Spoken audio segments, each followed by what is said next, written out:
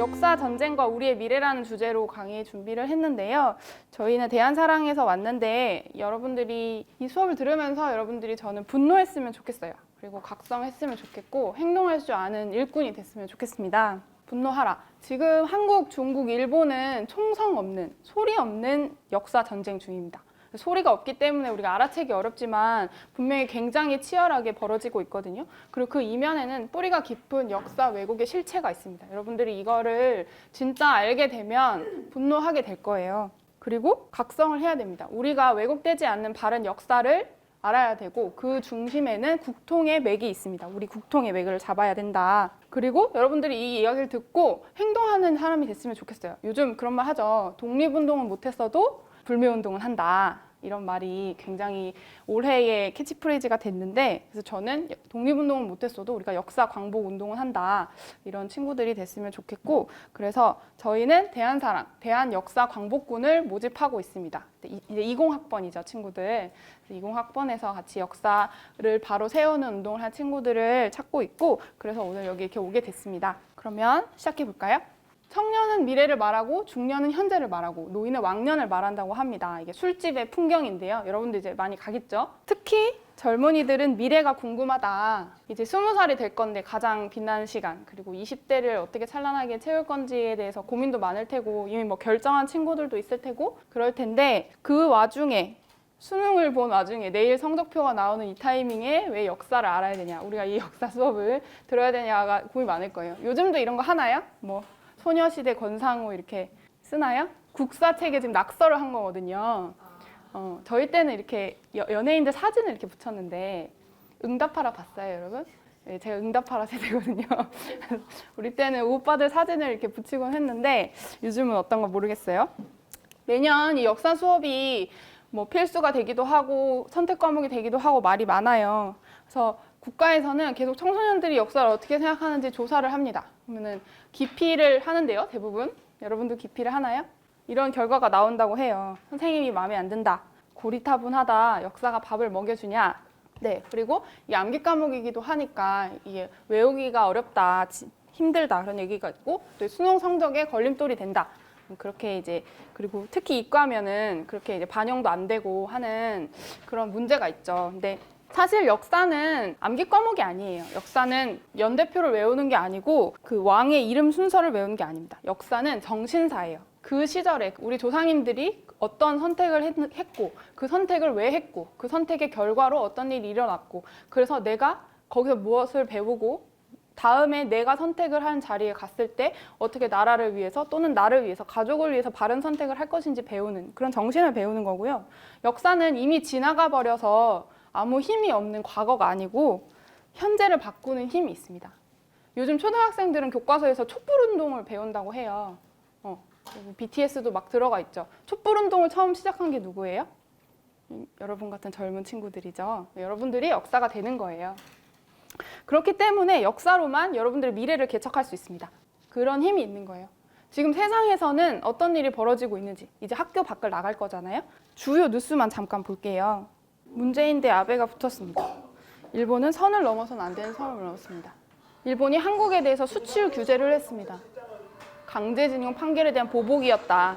신뢰관계가 훼손되었다. 아베는 선거를 노리고 이런 일을 한 걸까요? 국민들은 불매운동을 시작했죠. 정부 차원의 보복 조치까지 원하고 있습니다. 한일 경제 전쟁의 서막이라고 영상이 끝났는데 그 다음 주에 일본의 2차 조치가 있었죠. 화이트리스트에서 우리나라를 제외했습니다. 그러면서 끝내 경제 전쟁에 들어갔다. 느낌표가 딱 찍혔어요. 이것도 벌써 몇 개월 전의 뉴스예요. 우리나라도 일본을 화이트리스트에서 백색 국가에서 제외했고 지금 지소미아 사태가 터지면서 이제 군사적인 문제까지 들어가고 있죠. 이 문제가 여러분 경제 전쟁일까요? 아베가 정권 얘기 나오고 하는 거 보니까 정치 문제인 것 같기도 하고 나라 대 나라가 붙었으니까 외교 문제인 것 같기도 하고 돈 문제가 걸려있기 때문에 반드시 경제 전쟁인 것 같기도 합니다. 그런데 일본의 무역 보복 조치는 역사 전쟁에 대한 문제입니다. 일본이 무역 조치를 보복 조치를 왜 했다고요? 강제징용 판결에 대한 보복으로 했다고 했습니다. 강제징용 판결이 뭘까요? 강제징용 판결이 뭐냐? 일제시대에 강제징용 피해자들, 강제로 우리 학생들을 다 군대로 징용을 해서 사지로 내몰았죠. 위안부 피해자들도 학생들이 많이 끌려갔습니다. 그 학생들과 그때 희생된 사람들에게 사과하라고 대한민국 법원에서 판결을 내렸어요. 아직 사과가 끝나지 않았다. 일본이 이것에 대해서 어떻게 했죠? 인정할 수 없다. 우리는 충분히 사과했다 하면서 한국이 잘못했다면서 무역 보복 조치를 시행을 한 겁니다. 그 여파는 지금까지 이어지고 있습니다. 거의 뭐 하반기가 다 그렇게 갔다고 해도 과언이 아닌데요. 그래서 대부분 일본의 90% 이상 수입을 의존하고 있던 품목에 대해서 특히 반도체 세계 분야에 대해서 최초로 이제 무역 조치가 나갔죠. 그러면서 이제 당장 반도체를 만들어야 되는데 우리 주력 산업이잖아요. 그러니까 안 되니까 다른 나라에서 대체품을 수입하기도 하고 그 자체적으로 기술을 개발하기도 하고요. 그리고 이제 수출도 완전히 얼어붙었습니다. 완전 한일 간의 무역 지도가 완전 바뀌고 있어요. 그 와중에 이제 일본의 수출 타격이 더 크다는 거에 대해서 우리가 약간 기쁨을 느끼고 있죠. 국민들은 어떤가요? 독립운동은 못했어도 불매운동은 한다. 노 재팬 운동이 일어났습니다. 가지 않습니다. 사지 않습니다. 들어봤어요? 잘 만들지 않았어요? 가지 않습니다. 사지 않습니다. 라임이 딱 떨어지죠. 그래서 맥주, 여러분들은 안 먹어봤겠지만 아사히 맥주가, 일본 맥주가 편의점에서 다 사라졌고 자동차, 여행, 뭐 다 90% 밑으로 떨어졌습니다. 그래서 처음에 불매운동 시작할 때 일본 우익단체들이 막 그런 말 했어요. 한국 사람들은 아사히 맥주를 물처럼 마시기 때문에 없으면 미쳐버릴 거다. 그러니까 금방 끝날 거다, 이 불매운동이. 하지만 대한민국 사람들의 저력이 있죠. 네, 99.9% 떨어졌고 이제 없어졌어요. 유니클로가 가장 대표적인 거기 때문에 직격탄을 많이 맞았습니다. 그래서 지금도 설왕설래를 하고 있죠. 유니클로에 가는 사람들이 매국노다, 친일파다, 또는 이렇게까지 할 필요가 있냐 하면서 실제 가는 사람들도 있습니다. 최근에 유니클로에서 그 히터텍 이너를 한 10만 장을 무료로 풀었죠. 그거 다 받아갔다는 거 아니에요? 일본 자동차를 타면 우리의 혼을 파는 것이다. 어떤 사람들은 이런 선택을 하고 어떤 사람들은 이런 선택을 하고 있습니다. 이 사태를 바라보는 눈에 따라서 이제 본인의 처세를 하는 거죠. 옆 나라는 어떨까요? 중국은 어떨까요? 우리는 한중일에 둘러싸여 있기 때문에 벗어날 수가 없죠. 홍콩에서 엄청난 시위가 일어나고 있습니다. 민주주의를 원하는 시위죠. 네, 이 뉴스 들어봤죠? 매일 수개월째 지속되고 있는데 이거 역시 바탕에는 역사 문제가 있습니다. 중국은 공산주의 국가인데 홍콩만 50년 가까이 민주주의였어요. 중국이 마음에 안 들겠죠. 왜 그렇게 됐는지도 역사적인 과정이 있습니다. 그래서 홍콩은 민주주의를 돌려달라고 요구를 하고 있고 중국은 좀 불편하죠. 근데 이게 사그러들질 않아요. 그렇다고 홍콩을 독립시켜줄 수도 없죠. 그러니까 중국은 이제 무력 투입까지 검토하고 있습니다. 무력 투입을 검토한다는 건 뭐예요? 군대가 들어간다는 거예요. 탱크와 총을 든 사람들이 들어가서 이 민주주의 시위를 진압을 하겠다. 그리고 실제 지금 폭력 진압이 진행되고 있죠. 사람들이 많이 다치고 죽고 실종되고 있습니다. 근데 중국이 이렇게 공식적으로 얘기를 하니까 바로 옆 나라 미국이 뭐라고 할까요? 지금 중국과 미국이 라이벌 관계잖아요. 무력으로 시위를 진압하면 미중 무역은 못하겠다. 네, 다시 돈 문제로 돌아옵니다. 모든 것들이 전 세계가 무언가를 두고 싸우고 있는데 그 이면에는 역사적인 문제가 있다는 거예요. 재밌는 건 뭔지 아세요, 여러분? 일본이 우리나라 독도를 놓고 계속 이렇게 깐적거리잖아요. 근데 일본은 진짜 진지하거든요. 재밌는 건 뭐냐면 일본이 우리나라 그리고 러시아, 중국과 국경을 맞대고 있는데 이 세 나라와 다 똑같이 섬을 두고 영토 분쟁을 하고 있어요. 저 위에 러시아는 쿠릴 열도를 놓고 러시아권이 일본권야를 가지고 영유권 분쟁을 하고 있고 저 밑에 보면 센카쿠 열도, 중국과 영토권 분쟁을 하고 있습니다. 여기는 중국은 또 반대예요. 중국과 일본은. 지금은 일본 땅으로 돼 있는데 중국은 자기네 땅이라고 이야기를 하면서 이 지도를 그릴 때 중국 땅으로 표기하지 않는 지도는 인정하지 않고 있습니다. 완전 반대죠. 네, 저기 이제 유럽은 또 테러로 날리고요. 전 세계가 전쟁 중인데 전 세계가 어떤 전쟁을 하고 있냐? 역사 전쟁 중에 있습니다. 모든 국제관계의 문제의 뿌리, 그 이면에는 역사 문제가 있습니다. 영화 대사도 있잖아요. 그 명분이 없다 아닙니까? 명분이. 그런 말 들어봤죠? 어떤 전쟁을 하고 어떤 대외적인 문제를 처리할 때 그 명분이 다 역사가 된다 이거예요. 2차 세계대전 전에는 우리 거였다. 뭐 몇백 년 전에는 우리 거였다. 이런 거 갖고 싸운다는 거죠. 조지 산타야는 이런 말을 했습니다. 역사에 모르는 자 역사에 휩쓸려 가리라. 그래서 역사를 알면 주장을 하는 거고 모르는 사람은 휩쓸려 가는 거예요. 여러분 이런 얘기 다 들어본 얘기죠. 뉴스에서 다 본 얘기인데 이런 것들을 이제 사회에 나가면 종합해서 보게 되는 거예요. 그렇게 봄으로써 나의 위치 그리고 대한민국의 위치를 잡는 거고 한중일 간의 어떤 관계를 어떻게 할 것인가를 판단하면서 여러분들이 세계인이 되는 겁니다. 그래서 성공을 하고 싶다면 어떻게 해야 된다? 역사를 알아야 된다. 전 세계 역사도 알아야 되고 가장 중요한 건 우리 역사를 바로 아는 겁니다. 오늘은 제가 역사 왜곡의 그 실체에 대해서 우리 진짜 역사를 다 말할 시간은 좀 부족할 것 같고 역사 왜곡의 실체에 대해서 간략하게 정리를 한번 해보도록 하겠습니다. 첫 번째, 우리의 가장 뼈아픈 가슴 아픈 역사죠. 일제 침략과 역사 왜곡에 대한 내용입니다.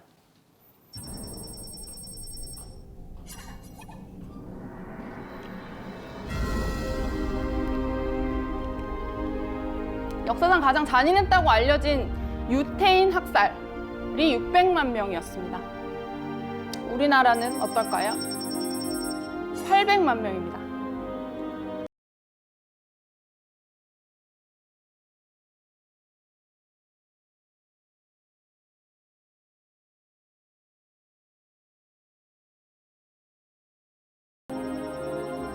동학 농민혁명 당시에만 5만 명이 죽었어요.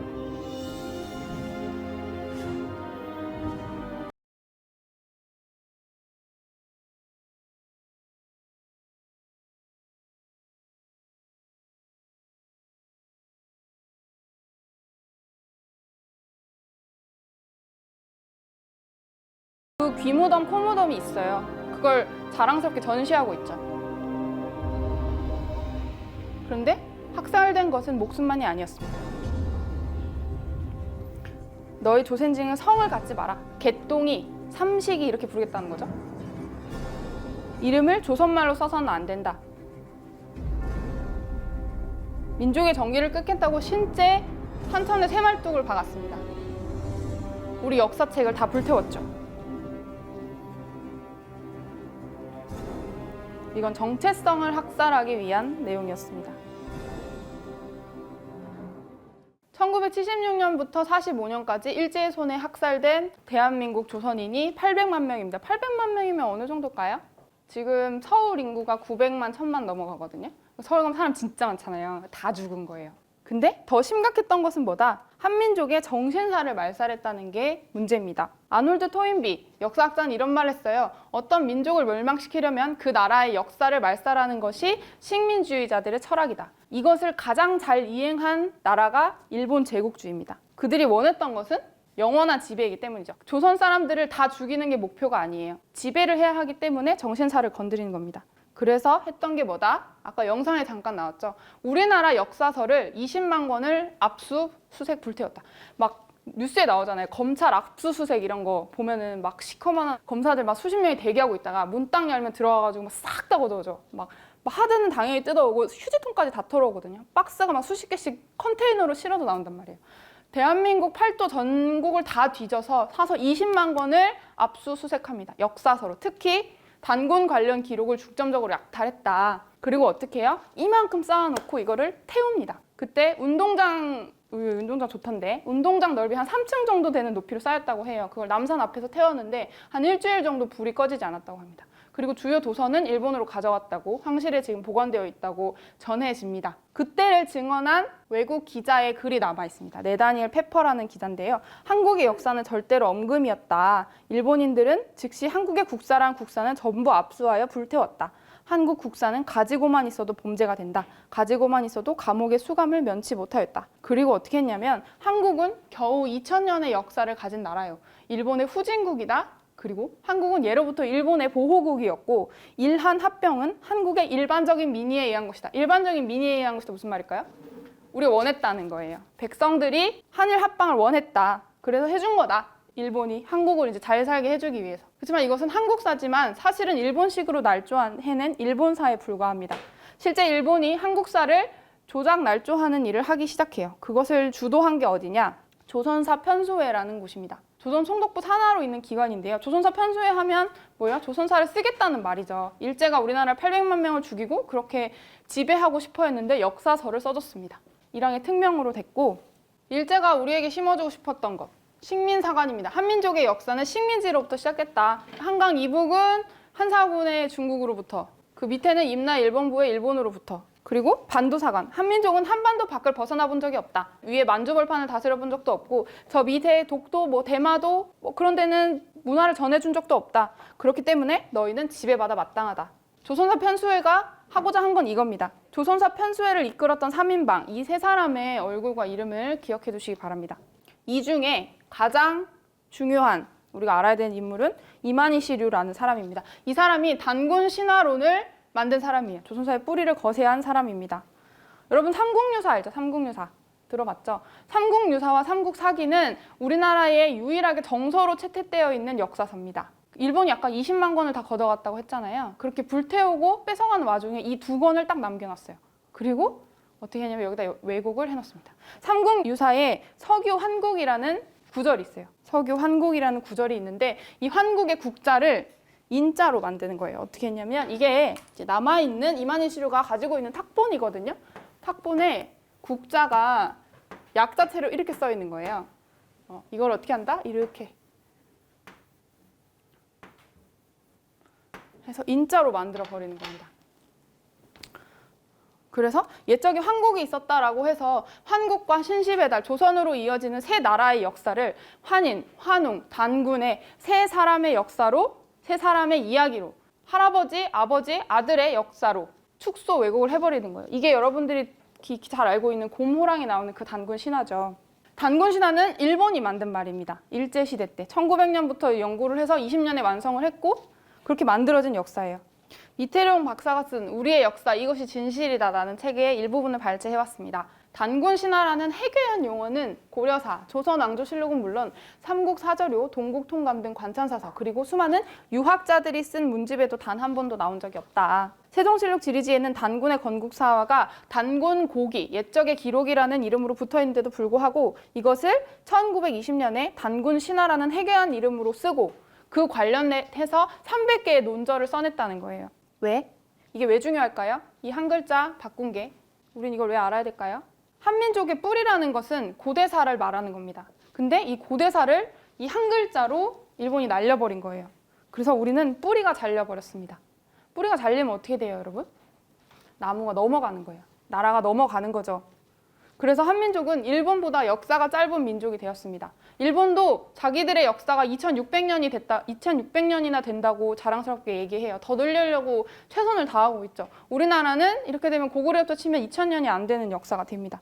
한민족은 뿌리가 없는 떠돌이 민족이 되는 거예요. 진짜 역사의 진실은 어떨까요? 우리가 알아야 되는 원래 역사는 그 당시에 일제시대 강점기 독립운동가들은 이걸 보고 굉장히 충격을 받았고 그래서 이 역사를 바로 세우기 위해서 굉장히 노력을 했습니다. 자, 대한민국 임시정부 23주년 3.1절 선언문입니다. 1942년도니까 아직 광복하기 전이죠. 거기다가 대한민국 임시정부에서 쓴 글이고 3.1절 기념 선언문이면 얼마나 중요한 글이겠어요? 정말 치열하게 독립운동이 마지막을 달리고 있을 때인데요.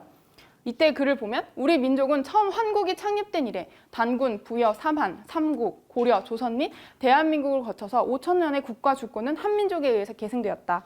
한국 독립당, 한국에서부터 시작한 대한제국까지 우리의 국맥은 상하 5000년을 이어오면서 단 한 차례도 단절됨이 없었다.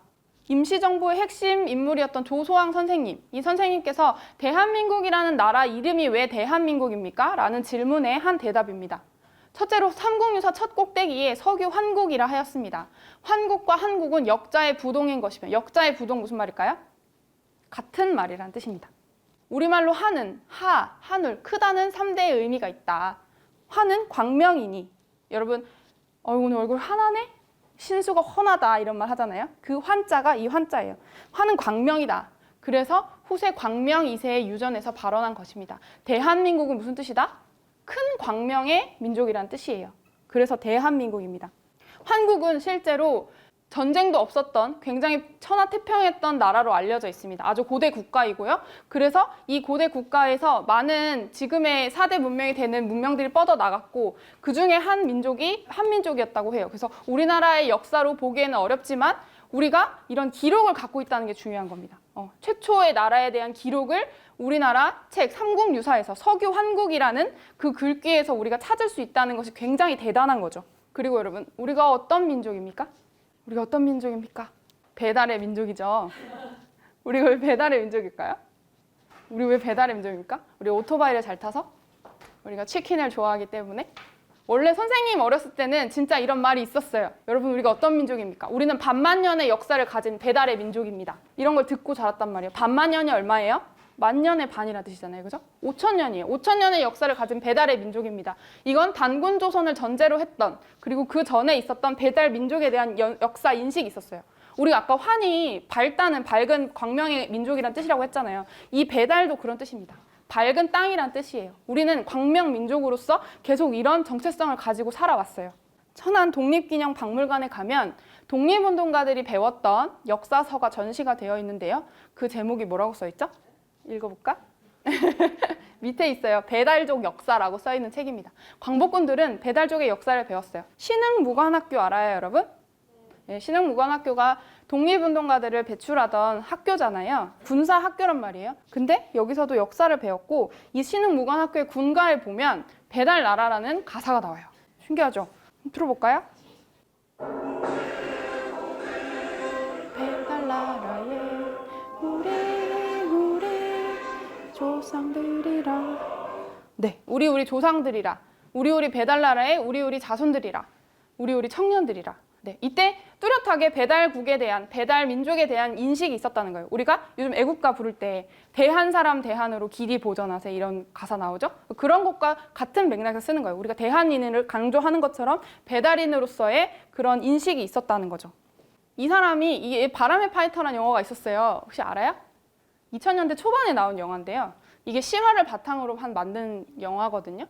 이 오른쪽에 있는 사람이 실제 인물이고, 그쵸. 이쪽이 이제 배우인데, 이 사람이 조센징으로 태어났어요. 교포로 일본에서 태어난 사람인데, 극진 가라데라는 걸 만들어서 일본의 최고 짱을 먹은 사람입니다. 도장 깨기를 해서 일본을 제패했어요. 한국 사람인데.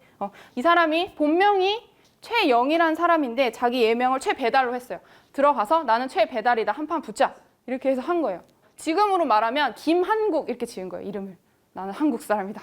이렇게 배달인에 대한 인식이 있었다. 우리는 배달의 민족이다. 그래서 우리는 치킨 배달을 잘해서 배달의 민족이 아니다. 그래서 실제 배달의 민족 그 CEO가 쓴 자서전에 보면 왜 이름을 배달의 민족이라고 지었냐? 그걸 보면 원래 있었던 우리 배달의 민족이라는 그 타이틀에서 음차를 퍼닝해서 지었다고 했어요. 이름을 되게 잘 지은 거죠. 귀에 쏙 들어오고 이제 의미도 잘 맞고. 그래서 지금 배달의 민족이 이렇게 알려지게 되었습니다. 그리고 가장 중요하죠. 단군 조선. 여러분, 단군 할아버지가 몇 명입니까? 이걸 묻는 것 자체가 어색하죠? 단군 할아버지 한 명이니까. 한 명이 1908세를 살다가 신선이 되셨다고 전해집니다. 근데 물론 단군은 한 명이 아니에요. 단군은 47분입니다. 단군 조선의 역사는 47명의 왕조의 역사가 있었습니다. 그래서 단군이라는 건 뭐냐면, 우리가 조선시대 때 왕을 전하, 황제, 왕이라고 부르잖아요. 지금은 우리가 대통령이라고 부르죠. 그런 것처럼 단군이라는 거는 그 당시에 왕을 칭하던 칭호였어요. 관직명입니다. 환인, 환웅도 마찬가지예요. 그래서 이게 전고대방이라는 일제시대 때 나온 인명사전이에요. 여기 보면 이게 지금 원서로 남아 있는데요. 단군이 47세라는 기록이 남아 있습니다. 실제 볼 수 있어요. 이게 30년, 40년 이제 갱신이 되면서 일제 역사 왜곡에 의해서 사라지게 되죠. 근데 광복이 되고도 복원되지 못했어요. 실제 단군이 47분이 계셨다는 기록은 이렇게 많은 책들에 나와 있습니다. 근데 우리가 아직 배우지 못하고 있죠. 그래서 단군 조선은 2096년에 3왕조 시대로 전해집니다. 그래서 이 단군들마다 어떤 소태 단군, 색부르 단군, 물리 단군에서 어떤 단군이었는지 이름과 연대, 그리고 그들의 업적까지 남아있는 책이 있어요. 단군책이라는 책도 전해지고 있고요. 그리고 가장 중요한 거는 선생님이 단군 조선에 대해서 말해주면서 가장 이제 알려주고 싶었던 내용이어서 하나 가지고 왔는데, 단군은 나라를 어떻게 다스렸냐면, 단군 조선은 삼한 관경제라고 합니다. 나라를 셋으로 나누어 다스렸어요. 이렇게 균형적으로 다스리기 위해서. 그래서 이 진한이라는 곳에 대단군이 계시고, 아까 그 47분에 내려오는 왕조의 역사가 있고, 그 옆에 번한과 마한으로 해서 여긴 부단군들이 다스렸어요. 그리고 이 셋은 하나이면서 셋으로 나눠져 있는 역사가 있었습니다. 그래서 여기를 진한, 번한, 마한이라고 불렀다. 여러분, 단군조선 다음에 고구려 사이로 넘어갈 때 어떻게 배워요? 수업 시간에? 애매하게 배우죠. 단군 할아버지가 하늘 신선이 돼서 들어가신 다음에 약간 옥저, 동해, 부여 막 수십 개의 나라가 나왔다가 밑에는 남사만이 있었다가 고구려가 갑자기 주몽이 아래서 나오면서 고구려를 빡 세웁니다.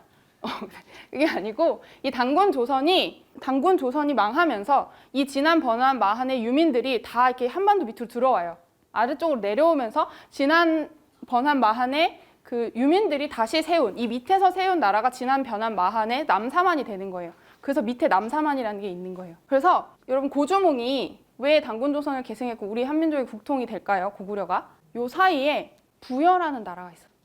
부여 배우죠. 부여, 옥조, 동해 중에 하나로 막 배우잖아요. 근데 사실 부여도 굉장히 긴 역사와 중요한 역사를 가지고 있거든요. 간단하게만 설명하면, 진짜 빨리 설명하면 단군 조선이 마지막에 나라 이름을 대부여로 바꿔요. 큰 부여다. 부여도 뿌옇게 광명이 아침 햇살이 뿌옇게 밝아온다는 뜻이에요. 그것도 광명을 상징하는 이름이거든요. 대부여로 큰 부여다라고 바꾸는데 그 대부여 옆에 북부여라는 나라가 생깁니다. 그리고 대부여에서 북부여로 국통이 계승이 돼요. 그 북부여도 7대 왕조로 내려갑니다. 이 북부여의 7번째 단군이, 그때도 단군이라고 불렀거든요. 단군이 고조몽이에요. 그 고조몽 단군이 북부여의 7대 단군으로서 등극을 하고 나라 이름을 다시 고구려로 바꾸게 됩니다. 그게 그래서 고구려가 이어지는 거예요. 이 부여사가 진짜 재밌어요. 여기서 이 왕조에서 고구려 백제 신라의 시조가 다 나오거든요. 아래서 나온 게 아니고. 그래서 왜 고구려 백제 신라가 왕조도 다 따로 있고 뭐 말도 좀 달랐다고 하죠. 근데 왜 우리가 한민족의 역사, 사국시대, 삼국시대로 보냐? 이게 바로 부여에서 출발한 한 민족이기 때문에 그런 거예요. 나중에 자세히 배울 기회가 있으면 좋겠고요. 그래서 대한민국의 바른 국통맥은 이렇게 떨어집니다. 환국의 7대 환인천대, 배달의 18대 환영천왕, 조선의 40대 단군왕금을 이어서 북부여, 그리고 고구려, 백제 신라야, 가야의 사국시대로 이어지는 거죠. 이게 바른 국통맥인데 이 단군조선부터 배달 환국이 신화로, 요 한 글자로 한 방에 날려버린 겁니다. 그러니까 여기서부터는 쉬운 거죠. 그냥 이 뒤에도 뭐 적당히 있었고 별로 그렇게 크지 않았고 그냥 요 정도 있었어 이렇게 해서 이제 우리 역사가 2000년으로 줄어버리는 겁니다. 그러니까 일본과 중국이 이렇게 나오니까 서양 사람들은 더 한술 더 뜨죠. 그렇지, 그러면 고구려 백제 신라도 그냥 분열된 역사였었으니까 너희가 통일된 한 나라를 형성한 건 고려 때부터 아니야? 대한민국 역사가 1000년으로 확 줄어버리는 거죠. 이 일본과의 문제를 어떻게 풀어야 될까요, 여러분? 싸워요? 전쟁을 하는 거야? 다음 시간에 알아보도록 하고요. 동북공정의 바이러스, 중국의 역사 왜곡입니다. 중국은 어떻게 하고 있을까요? 이게 약간 일본과 결이 좀 달라요. 일본은 없었다는 거야. 우리 역사가 없었어. 그냥 다 없었고 니네는 그냥 이렇게 흩어져 있었다. 그런데 중국은 어떻게 하냐면 한민족의 역사가 다 되게 괜찮거든? 멋있잖아? 다 우리 거야. 이렇게 가는 거예요. 우리 거다. 그게 동북공정이거든요. 동북공정이 뭐예요? 일본이 째째하게 독도가 일본 땅이라고 외치고 있을 때 아니야. 만주에 있던 고구려, 발해, 뭐 한강 유역까지 다 우리 거다 라고 하는 게 동북공정입니다. 그 만주 지역에 있었던 역사, 지금은 중국 영토잖아요. 그렇지만 그때는 고구려 발해 시대 때는 만주가 우리 영토였단 말이에요. 그래서 거기 우리 유물도 있고 무덤도 다 남아있죠. 성도, 고구려 성도, 발해 성도 엄청나게 남아있지만 지금 중국 땅이기 때문에 중국이 그것들을 다 임의로 훼손하고 변경하면서 우리 거라고 얘기를 하고 있는 거예요. 그래서 동북공정은 굉장히 많은 의도를 띠고 시작하고 있는 겁니다. 근데 그 동북공정은 사실 동북 지역에 있는 공정이란 뜻이잖아요. 서남 공정이 있고 남방 공정이 있고 북방 공정이 다 있습니다. 그 뭐야? 그 지역에 있는 소수민족의 역사들을 다 편입해서 중국 걸로 만들겠다는 거예요. 중국이 이걸 하기 위해서 뭘 하냐면 만리장성을 쌓아요. 만리장성이 뭐예요? 3000년 전에 진시황 시대 때 만들어진 장성이잖아요. 그 만리의 길에 거쳐서 이민족의 침입을 막기 위해서 건설한 건데 그걸 지금도 짓고 있어요. 만리장성을. 실제 지어요. 벽돌을 갖다 놓고. 만리장성 길이는 6,352km. 여기 자위간에서 사나이 강까지 이어지는 길이라고 알고 있습니다. 실제 그렇게 남아 있었죠. 2009년 4월에 중국에서 8,851km라고 발표를 했습니다. 여기 파란색 선을 이렇게 연결했어요. 지도로. 그리고 2012년 6월에 21,196km라고 발표를 다시 합니다. 양쪽에 빨간색 선을 다시 그었죠. 만리장성이 오만리장성이 됐어요. 이제 오만리장성이라고 불러야 돼요. 심지어 지도가 꺾어가지고 한반도를 뚫고 들어오는 지도도 있습니다. 이것도 중국에서 낸 지도거든요. 여러분, 만리장성 우리 거예요. 한반도에 있어요. 신기하죠? 근데 이거를 어떤 걸 근거로 이렇게 그림을 그리고 있냐? 바로 고구려와 발해성을 연결하는 거예요. 이렇게 옛날에 어렸을 때 이렇게 점점이 있으면 이런 거 연결해가지고 막 북두칠성 그리는 놀이 같은 거 해봤죠? 애들 그림 공부하는 그런 것처럼 고려성과 발해성을 기점으로 연결해서 만리장성을 한반도 안에 평양까지 연결하고 있습니다. 그래서 막 고무고무 열매를 먹어가지고 애들이 막 이렇게 착착착 연결이 되고 있어요. 실제 아까 그 두 번째 발표했을 때 파란 점 끝에 있는 성이 고구려의 박작성이라는 성이에요. 여기 이름을 호산장성으로 바꾸고 중국 사람들이 성을 이렇게 멋들어지게 지어놨어요. 어때요? 3000년 된 것 같진 않죠? 지금 지어가지고 지금 가면 이렇게 중국 성으로서 관광지로 오픈되어 있다고 하더라고요. 고구려성과 중국성은 짓는 방식이 전혀 다르거든요. 여기 이렇게 은색으로 되어 있는 게 고구려 성이에요. 이렇게 삥 둘러서 이 산 전체를 감싸면서 이제 절대 무너지지 않는 성으로 되어 있는데 거길 뚫었어. 막 뚫어가지고 이제 호산장성이라는 걸 만들어 놓고 고구려성은 많이 파괴가 되었습니다. 그 지금 가면 이렇게 숲풀로 막 덮여 있고 막 흙더미 이렇게 돼 있고 그래요.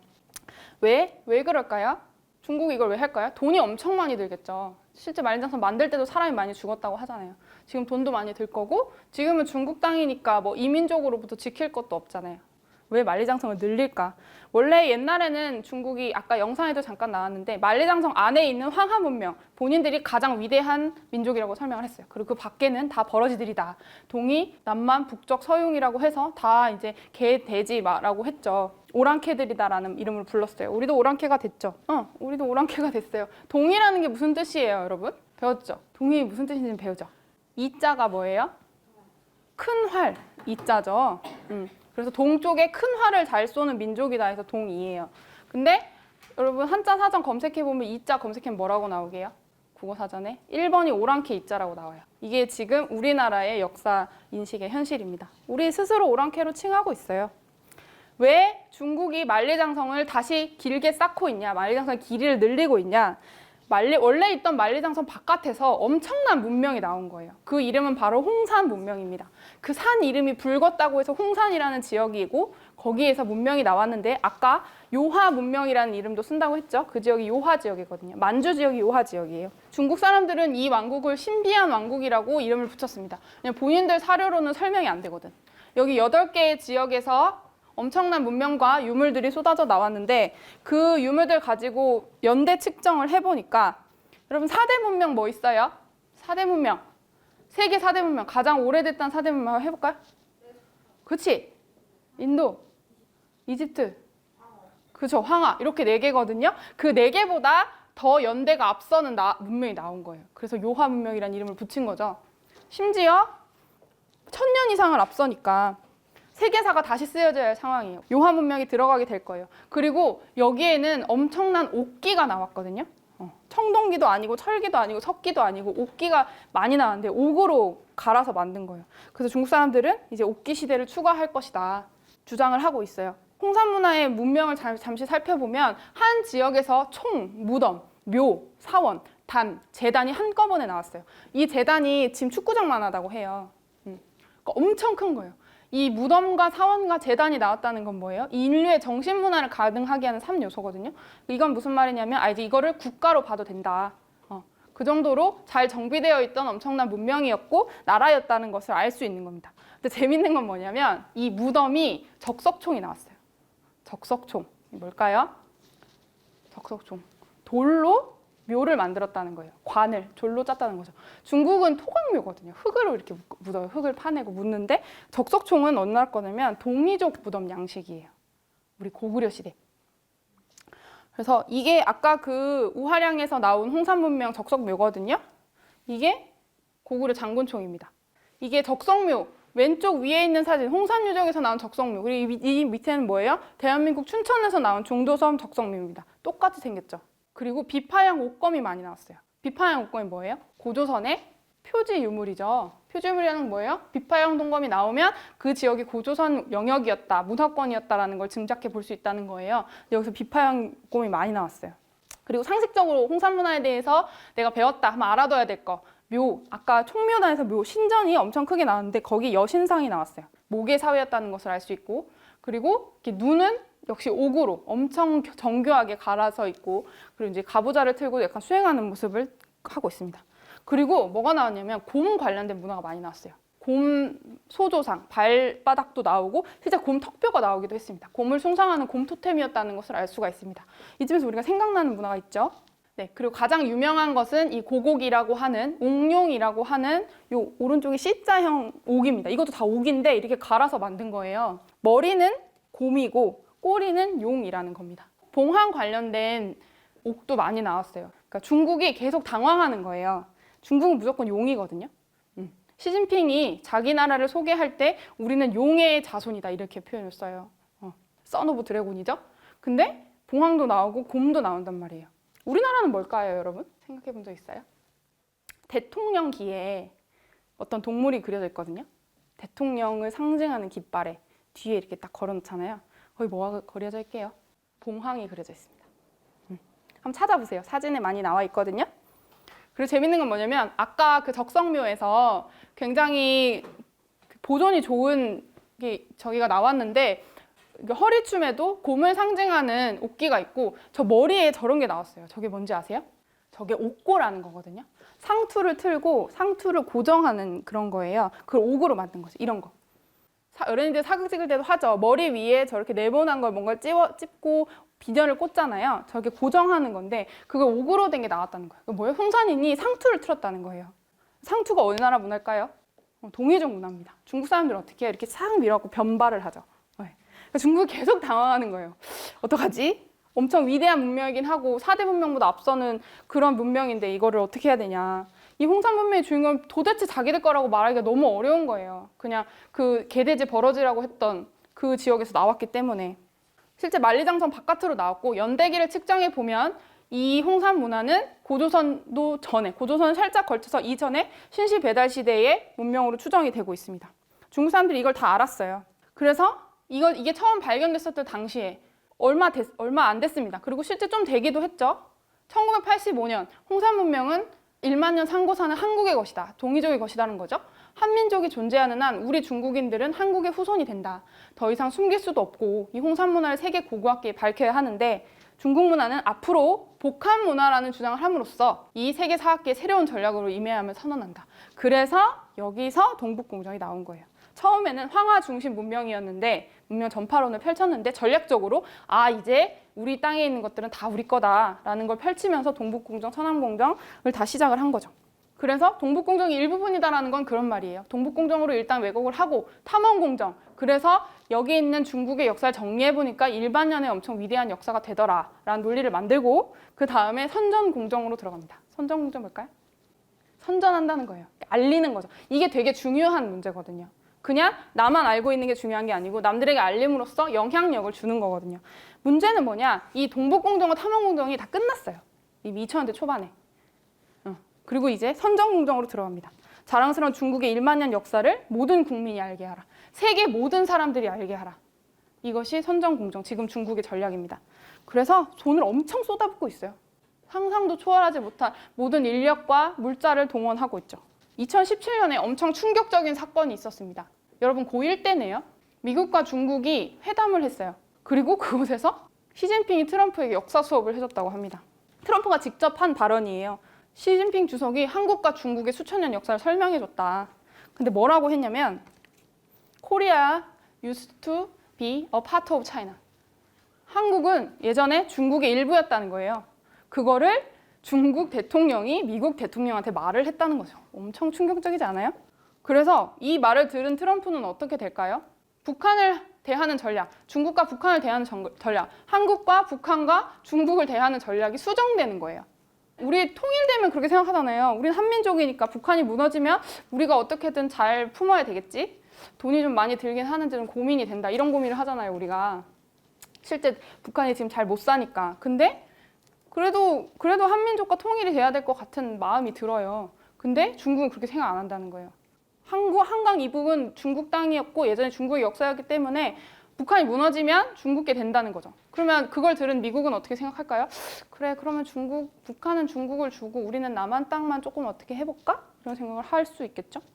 이런 것도 영향을 미치는 거예요. 이게 바로 선전공정입니다. 중국을 어떻게 해야 될까요?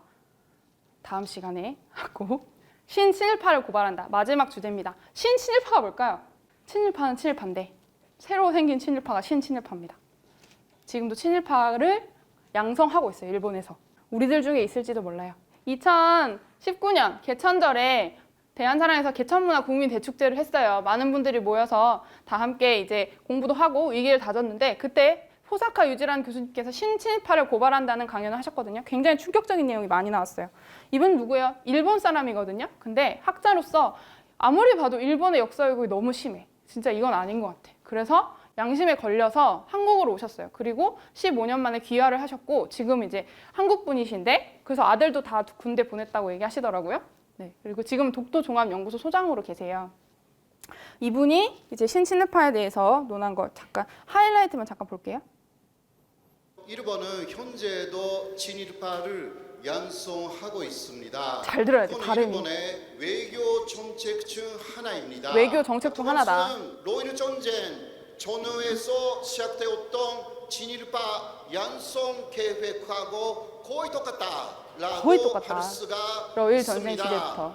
예를 들면 일본으로 유학한 한국인 유망주. 그러니까 모든 한국인에 접근한 것이 아니라 한국에 돌아가면 지도자가 될 만한 사람을 영향력이 모색하여서 미칠 수 있는 사람에게 접근한다는 거예요. 완전히 친일파가 되지 않았던 분들이 가끔 저에게 오셔서 저도 친일파가 될 뻔했다 증언을 하시는 거죠. 해서 여러 가지 이야기를 해주시는 것입니다.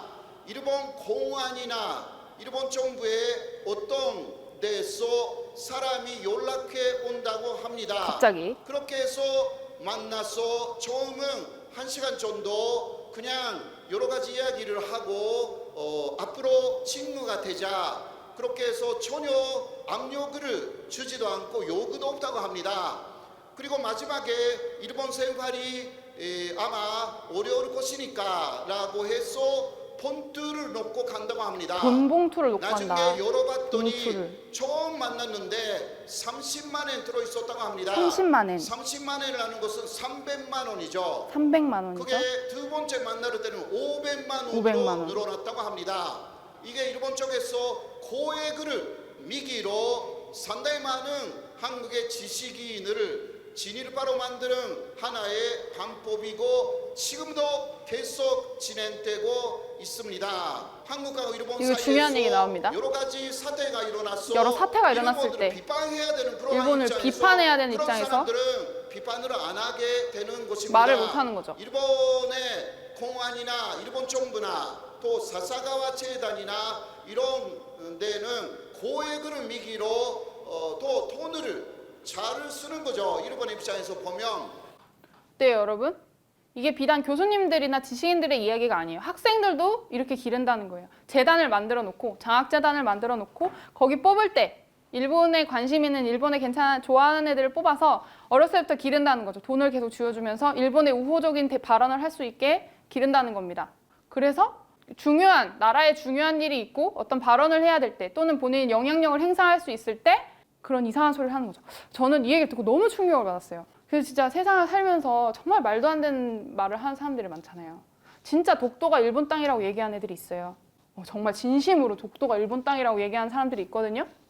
그 사람들이 왜 그런 얘기를 할까 진짜 이해를 못 했는데 아 이런 거구나 라는 그런 거를 보는 눈이 생기더라고요. 나도 막 이런 말을 해요. 내 딸이 위안부여도 나는 일본 용서했을 거다. 나는 위안부 보낼 수 있다.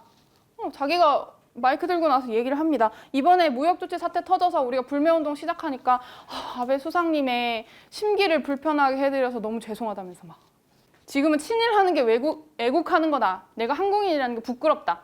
이거를 강단에서 서슴없이 얘기하는 교수님들. 일본이 미국을 하와이를 침공했잖아요. 2차 세계대전 때 그 가미가제 특공대라고 하죠. 그 사람들을 보면서 자기는 감동받아서 눈물을 흘렸다. 이런 얘기를 하고 일본에 대해서 이런 문제를 제기하는 사람들에게 네 콤플렉스가 있어서 그런 거다. 니네 지금 극복할 때 되지 않았냐? 뭐 이런 식으로 하는 거죠. 대한민국에서 만들어진 역사재단인데 막 지도를 그리거든요. 거기서 발견된 독도를 안 그려. 동북아 역사재단이라는 곳은 국가기관이고 막 예산을 1년에 200~300억씩 씁니다. 근데 뭐 나오는 게 없어요. 그래서 뭐라도 해야 되지 않겠냐 해서 40억 원을 들여가지고 동북아 역사 지도라는 걸 만들었는데 아까 만리장성을 중국이 늘린다고 했죠? 그걸 그대로 그려놨어요. 진짜 가서 봤는지 모르겠어요. 그리고 한사군이 한반도 내에 있었다는 역사적 사료는 한 줄도 없습니다. 중국의 주장이거든요. 그걸 그대로 받아들이고 있죠. 일본이 일제시대 때 만들어준 거고 임나 일본부랑 같이 중국이 그걸 그대로 흡수하고 있어요. 4세기에 대한민국 지도를 그렸는데 신라 백제 가에는 없습니다. 여기 인나일본부가 다스려야 되거든요. 독도는 계속 없죠. 그래서 이게 국가 문제가 많이 됐어요. 그래서 도대체 왜 그러냐. 독도를 그려야 될 거 아니냐. 5개월의 시간을 주겠다. 고쳐오겠다. 아까 뉴스에도 나왔잖아요. 계속 수정하겠다. 5개월 뒤에 다시 봤죠. 독도 그렸을까요? 안 그렸습니다. 이해가 잘 안 돼서 전화를 해봤습니다. 제 대한사랑에서 왜 독도를 안 그리냐. 이렇게 전화가 계속 돌아요. 이렇게 돌다가 이렇게 마지막에 들었는데 저 입장 정리할 시간이 좀 필요하다고. 드릴 말씀이 없다고 이런 말을 합니다. 독도를 그리는데 왜 입장 정리가 필요한지 잘 모르겠습니다. 아까 춘천 중도 잠깐 얘기했었는데요. 여기 중도라는 섬에 레고랜드가 들어선대요. 여러분 들어봤어요? 레고랜드? 디즈니랜드처럼 이제 레고 회사에서 전 세계에 테마파크를 세우는 거예요. 그걸 이제 대한민국 중도에 세워주겠다고. 한번 개관하면 여러분 가볼만 하겠죠? 에버랜드 가듯이. 여기에 공사를 시작했는데 선사 유적지가 대거 발견이 됐습니다. 이런 게 막 나왔어요. 아까 홍사문명에서 봤던 적석총이랑 비슷하게 생겼죠? 토가 이렇게 나왔습니다. 한두 개가 나온 게 아니고요. 이 엄청난 게 나왔는데 이게 이렇게 유물이 발굴되고 2달 만에 국가기관 문화재청에서 레고랜드 건설을 승인했습니다. 다 밀어도 좋다. 연구는 안 하겠다. 다 밀었습니다. 왜냐하면 여기가 고조선 지역이 아니라는 거예요. 학교에서 지도 배우는 거 알죠, 여러분? 노란 쪽이 고조선이고 이 밑에는 한반도 밑에는 고조선이 아니잖아요. 그래서 춘천이 고조선 지역이 아니기 때문에 안 중요하다는 거예요. 그래서 없어도 된다. 그래서 다 파버렸어요. 고인돌은 잡석이 되었습니다. 이렇게 비닐 싸가지고 다 묻어가지고 지금 비닐하우스 지어놓고 이렇게 널어놨어요. 중동하면 이렇게 돼 있습니다. 유적지에는 쓰레기통으로 쓰고 있고요. 올해 임시정부 수립 100주년입니다. 여러분, 그래서 유의미한 컨텐츠가 많이 나왔는데 혹시 이 다큐 본 적 있어요? EBS에서 나온 건데 우리 곁에 친일 잔재라는 3부작으로 된 건데 이게 되게 중요해요. 이거 여러분들은 꼭 보셔야 돼요. 여러분들이 가장 영향을 받고 있는 부분입니다. 소위 명문대학교라고 하는 대학교 설립자들 그리고 그 학교에서 동상을 세울 정도면 얼마나 추대를 하겠어요? 근데 그 사람들이 친일을 했던 사람들이라는 거예요. 여러분들이 이 학교에 가서 이런 교육을 받으면서 이게 친일인지 아닌지 그 사상을 스스로 지금 판단해 봤을 때 구분해가면서 배울 수 있겠어요? 지금 스스로? 이건 고민해 봐야 돼요, 심각하게. 내 이 학교를 비하하는 게 아니에요. 이 학교를 가지 말라는 게 아니에요. 갈 수 있으면 가야겠죠. 가서 동상 철거를 요구해야겠죠? 미술계, 세종대왕의 영정을 그린 사람, 친일 화가입니다.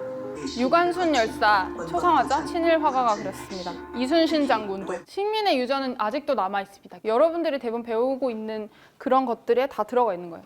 그리고 아까 나왔죠. 중요한 건 뭐냐면 이 사람들이 대부분 교편을 잡았다는 거예요. 제자들을 가르쳤고 학생들을 가르쳤습니다. 지금까지도. 근데 문제는 뭐냐? 이 청산되지 않은 친일파가 가르치는 사람들은 친일파가 될 수밖에 없어요. 그 사상을 그대로 배우니까. 가장 심각한 게 역사학계입니다. 역사학계. 스다 소우키치. 아까 조선사 편수의 3인방과 함께 중심이 되었던 사람이에요. 이 사람이 삼국사기 초계기로 불신론 그리고 임나 일본부서를 만든 사람입니다. 스다 소우키치의 애제자. 이 사람 누굴까요? 들어본 적 있어요? 이병도. 우리 이 사람의 이름을 알아야 됩니다. 우리나라 사람이에요. 근데 와세다 대학에서 사학과를 전공했고 아까 그 스다 소우키치의 수업을 들었던 제자였습니다. 그리고 학교를 마치고 조선으로 들어와서 조선사 편수에서 13년 동안 활동을 했고 아까 말했던 그 왜곡된 조선사 역사서를 쓰는데 간행에 참여했던 사람입니다. 이 사람이 해방 후에 어떻게 됐을까요? 정의상, 그죠? 정의상 서울대학교 총장을 맡습니다. 그리고 역사 교수로 그 학교에서 정년퇴직을 했어요. 이 사람이 늙어 죽었겠죠. 그러고 나서 어떻게 됐을까요? 정의상. 손자도 서울대학교 총장을 하고 국립중앙박물관 관장을 역임합니다. 여기서 시작된 뿌리들이 지금도 강단사학을 점거하고 있어요. 문제는 뭐냐면 이들이 식민사관의 역사관을 그대로 답습하고 있다는 게 문제예요. 그래서 지금 이 식민사학자들, 이 강단사학에 대한 문제 제기가 많이 되고 있습니다. 여러분, 이런 책들을 교양서적으로라도 읽을 필요가 있어요. 근데 일제가 왜곡해놓은 이 역사를 바로 세우고 복원하려면 다른 게 아니고 그 당시에 활동했던 독립운동가들의 역사관을 보면 되는 거예요. 그분들이 다 독립운동가였지만 역사학자였거든요. 실제 답사도 하시고 책도 많이 쓰셨어요. 목숨이 왔다 갔다 하는 순간에서도. 왜냐하면 여러분들에게 바른 역사를 전해주고 식민사학을 극복하고 대한사관을 세워서 우리 자손들에게 바른 나라, 좋은 나라를 열어주기 위해서 역사 연구를 하셨습니다. 근데 이 사람들은 어떻게 해요? 비전문가다, 아마추어다, 제야사학으로 묶어서 가르치지 않습니다. 연구하지 않아요. 박의식 선생님의 한국통사, 신채호 선생님이 조선상국사, 이건 그냥 뭐 설에 불과해요. 신채호라는 어떤 그 사람의 설이다. 신채호 선생님은 실제 그때의 위만조선과 기자조선이 서구라는 사실을 다 증명해놨어요. 다 깨부셔놨어요. 그것을 인정하지 않습니다. 근데 한술 더 떠요. 더 나가가지고 지금은 재야사학자들, 대한사관을 이야기하는 사람들은 다 뭐 사이비 역사학이다, 유사 역사학이다 이런 말을 붙여가지고 프레임을 씌웁니다. 유사 역사학이라는 게 무슨 말이에요? 역사랑 유사하긴 한데 역사가 아니라는 사기라는 거예요. 이것도 어디서 나온 말이냐? 일제가 만든 말이거든요. 일제가 유사 종교라는 말을 만들었어요. 그 당시에 우리의 정신사와 민족사를 말살하면서 기독교, 불교, 천주교 빼고는 다 유사 종교다. 종교 같지만 종교가 아닌 사입이다라고 만들어낸 유사 종교라는 말을 따와서 유사 역사학이라는 말을 현재 강단사학에서 쓰고 그것을 이렇게 칭하고 있습니다. 사이비 역사학이라고. 이제 벗어나서 바로 볼 수 있어야 됩니다. 서울 서대문 형무소 가본 사람 있어요? 여기 역사관? 여기 되게 잘 돼 있어요. 실제 일제시대 때 일본 사람들이 우리나라 사람들을 가두던 독립운동가들 고문하던 감옥이었고 지금 박물관으로 잘 되어 있는데 여길 한번 시간 내서 가보셨으면 좋겠어요. 하루 종일 봐도 너무 볼 게 많아. 감동스럽죠? 여기 방 하나에 들어가면 독립운동가들의 사진이 빼곡하게 붙어 있습니다. 진짜 많이 붙어 있거든요. 이때 일제시대 당시 때에 신원을 확인하기 위해서 찍어놓은 거예요. 그러니까 막 피 터져있고 막 맞아가지고 막 피 흘리면서 막 붕대 칭칭 갖고 이렇게 퉁퉁 부어 있어요. 사람들이, 독립운동가들이. 이들의 공통점이 뭘까요? 이 사람들의 공통점? 없습니다. 나이도 다르고 성별도 다르고 할머니도 있고 아저씨도 있고 청년도 있고 여러분들 나이대도 있고 여러분들보다 어린 사람들도 있습니다. 이 사람들은 출신도 다르고 고향도 다르고 종교도 다르고 심지어 본인들이 소속되어 있는 독립운동 단체도 달랐어요. 사상도 다 달랐습니다. 하지만 이 사람들은 독립운동을 했습니다. 그거 하나가 바로 공통점이겠죠. 나라가 이렇게 분열되어 있는데 우리가 무엇으로 하나가 될 수 있을까요? 대한인데 크게 하나가 돼야 되는데 저는 역사로 할 수 있다고 생각합니다. 이제 동서를 넘어서서 좌우를 넘어서서 모든 걸 다 넘어서서 역사를 바로 세우는데 우리가 하나가 될 수 있는 겁니다. 그리고 그게 제일 중요하고. 자, 마무리할게요. 제가 시작할 때 역사는 미래다라고 했죠. 그리고 성공하고 싶으면 역사를 알아야 된다고 얘기했습니다. 근데 바른 역사를 알아야 되는데 그 이면에 역사 왜곡의 실체가 있다. 그래서 제가 오늘 역사 왜곡의 실체에 대해서 간단하게 정리를 했죠. 그래서 이걸 알고 보면 우리가 알고 있는 역사 외에 숨겨지고 왜곡된 뿌리 역사가 있습니다. 우리의 뿌리 역사. 그 바른 역사, 진짜 역사가 있는데 그 역사는 뭐냐면 바로 세계 최고 대한민국입니다. 베스트 그리고 퍼스트. 높을 꽃자, 오래될 꽃자. 두 가지 다 쓸 수 있는 여러분들이 자랑스럽고 여러분들의 자존감을 가장 높이 세울 수 있는 진짜 역사가 있어요. 올해 한류 팬이 1억 명을 넘어선다고 해요. 1억 명이 얼마나 많은 거예요? 우리 인구가 5천만인데? 세계 사람들이 더 우리나라를 좋아해요. 왜 그런지 잘 모르겠죠. 한글 우린 그냥 쓰는데 왜 한글이 그렇게 아름답다고 하는지 우린 영어를 더 잘하고 싶은데 그죠? 드라마와 케이팝에서 시작한 것이 한국어를 배우고 한국의 역사를 배우는 사람들이 늘어나고 있습니다. 그들은 실제로 우리 역사문화를 알고 싶어 해요. 여러분들 이제 학교 가면 유학생들도 진짜 많거든요. 나가면 외국인들도 진짜 많고 여러분들이 배낭여행을 갈 수도 있고 친구들 만나잖아요. 그럼 물어봐요. 아, 한국은 어떤 나라야? 코리아는 왜 코리아야? 대한민국이 무슨 뜻이야? 여러분들이 말을 잘 해줄 수 있어요. 어떻게 얘기를 해줄 거냐. 내가 내 정체성을 세우는 것이 세계인이 되는 길이라는 거를 알았으면 좋겠어요. 우리나라 대한민국은 정말 엄청난 나라예요. 세계 최고. 너무 많아서 이것도 한 수업으로 강의로 들을 수 있을 정도로 많습니다. 세계에서 제일 오래된 배가 우리나라에 있는 거 알아요, 여러분? 천문기록. 아까 제일 오래된 문명이 우리 동이족 거라고 했죠? 세계 최초의 옥기, 세계 최초 보리잡이. 우리나라가 농업을 한 지가 1만 5천 년이 넘었어요. 벽시가 발견되고 그것도 충청도에서 나오죠? 빗살무늬 토기도 8천 년이 넘었습니다. 세계적으로 우리나라만큼 안전한 나라가 없다고 하죠. 한국인은 한국의 과거를 소개하지 않고는 국제사회에서 한국의 정체성을 설명할 수 없다. 여러분은 여러분의 과거, 한국인의 과거를 소개하지 않고는 국제사회에서 여러분의 정체성을 설명할 수 없습니다. 한국의 정체성이 명확하게 그려지지 않는 한 국제사회에서 한국인의 존재감, 여러분의 존재감은 모호할 수밖에 없는 거죠. 자, 올해 3.1운동 100주년, 임시정부 수립 100주년이었습니다. 여러분들 어땠어요? 올해가 다 갔는데 바빴죠? 되게 공부하느라고 진짜 고생 많이 하셨어요. 19년에 어떤 내 모든 걸 다 쏟아 부어서 단 하루를 위해서 노력을 했는데 내년에는 뭐 할 거예요? 내년에는 뭐 할 건지 진지하게 생각을 해봐야 되지 않겠어요? 어떻게 살 건지 내년 한 해가 하루하루가 여러분들의 평생을 좌지우지하는 그런 중요한 날이 될 겁니다. 저는 여러분들이 역사 광복을 이루는 주인공이 되셨으면 좋겠습니다. 오늘 강의는 여기서 마치겠습니다. 감사합니다.